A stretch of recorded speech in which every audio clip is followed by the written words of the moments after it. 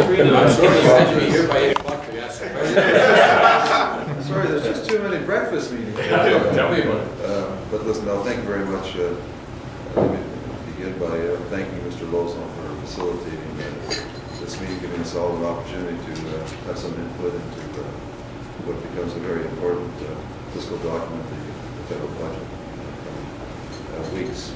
And also my thanks to the Chamber for organizing this event for all of us. And also Mayor Duncan, I recognize with the new vision. Got rid of the little... We're back one a little longer, younger this morning. But I think that I want to, because the other day, of course, we were at a table together, and I made a statement with to the effect of downloading, and we didn't have a chance to really explain it. It might have seemed to some people, saying, "Oh, geez, you know, that's all. Finally, we're going to get some adversarial stuff going here." But I think it's more important to outline the success story that has been that of the past few years, and the cooperation between the federal government, provincial government, and municipalities. And for the federal government, my understanding that it was a bit of a relatively new experience to go into these tripartite agreements, and I cannot conclude otherwise than it's been a positive experience. I think we've seen the benefits to all our municipalities across the country, and certainly my role as a director of the Association of Municipalities of Ontario. That has been the feeling, the view of everyone, and including the extension that was afforded to those municipalities. Cornwall is in a slightly healthier situation in terms of what the original deadline was, on March 31st. I think it was very prudent and generous on the part of the federal government to join with the provincial government also to extend that deadline so that some of these projects can be completed to their fullest.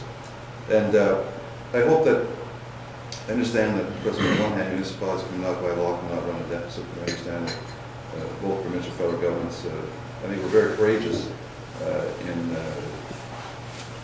doing what they did by recognizing, on the one hand, through the global financial crisis, that governments had to do stimulus packages, and through the infrastructure program, has really contributed positively to the economy, and it's encouraging to see the economy continue to grow, albeit incrementally, slowly, but in a very positive direction.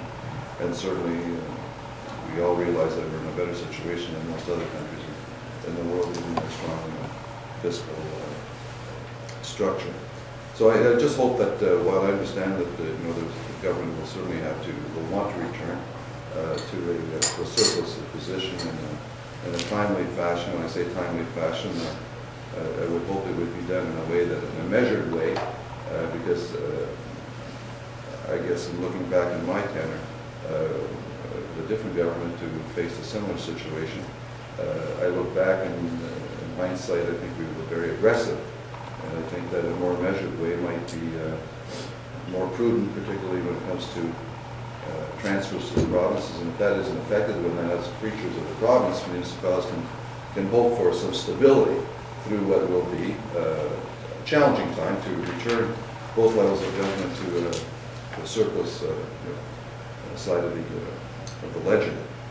And so it's simply encouraging to the Minister of Finance to be prudent in his measures, particularly with the provinces, because of course at the end of the day we all represent the same ratepayers at different levels of governance and responsibility.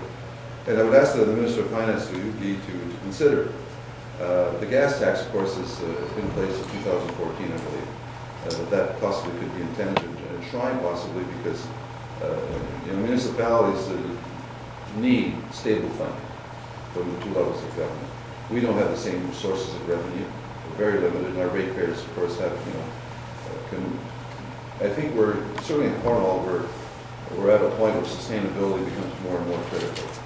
And the gas tax is something that could continue to be a very stable source of funding for municipalities, and I would hope that he might consider extending it beyond 2014 and possibly even, like I said, enshrine it.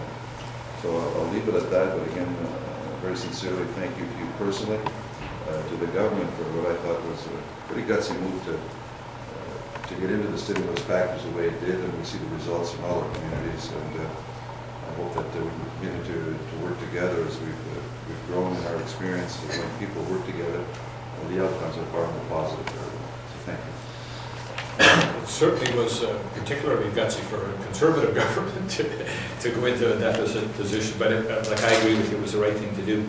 I couldn't help thinking, you know, when I first got involved here, we were talking about the gas tax, and it was year to year, and of course I mentioned earlier that the municipalities wanted some permanent funding, so we did it for 10 years.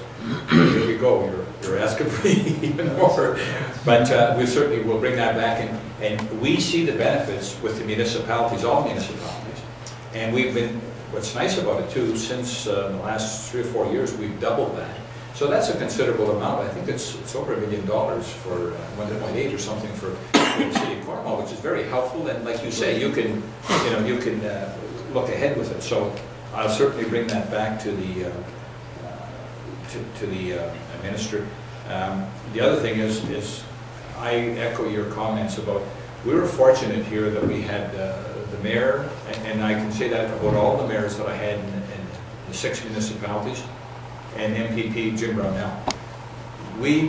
I think that we did as well as any riding anywhere in Canada because of the cooperation that we had with the different levels of government.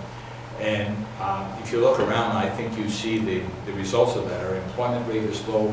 We've got a heck of a lot of new infrastructure, and I think we've got a lot to celebrate in riding the Stormont, Dundas, and South Glengarry. So I thank you for your comments.